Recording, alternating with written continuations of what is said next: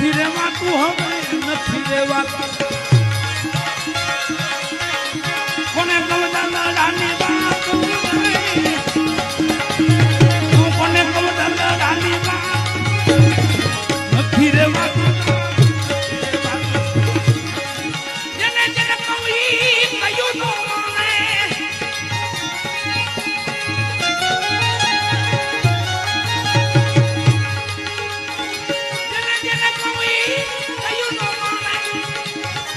મૂર્ખ ગણીને મારે